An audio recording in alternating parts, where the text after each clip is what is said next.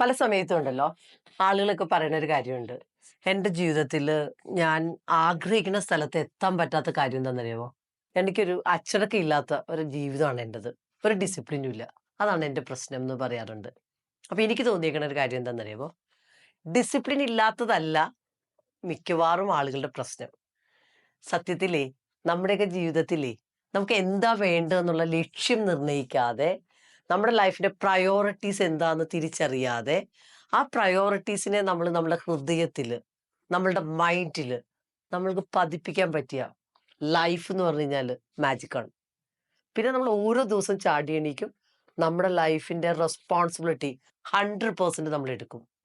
ആ ആ ഒരു കാര്യം ചെയ്ത് നമ്മൾ നമ്മുടെ ജീവിതത്തിന്റെ ഒരു യജമാനായാല് സ്വയം നമ്മൾ നമ്മളെ നോക്കിയാലും ലൈഫ് എന്ന് പറഞ്ഞു കഴിഞ്ഞാല് മാജിക്കാണ്. അപ്പൊ നിങ്ങളുടെ ലൈഫില് എത്ര പ്രതിസന്ധിയാണെങ്കിൽ പോലും ആ പ്രതിസന്ധിയുടെ പരിഹാരമാവാൻ ഏതൊരാൾക്കും പറ്റും. അവനവനെ വിശ്വസിക്കുകയും അവനവന് വേണ്ടിയിട്ട് ആ ഒരു കണക്ടിവിറ്റി ഉണ്ടാക്കിയാൽ മാത്രം മതി എന്നാണ് എൻ്റെ ലൈഫിൽ എനിക്ക് മനസ്സിലായിട്ടുള്ളത്. ഒന്ന് കമന്റ് ചെയ്യൂ ട്ടോ.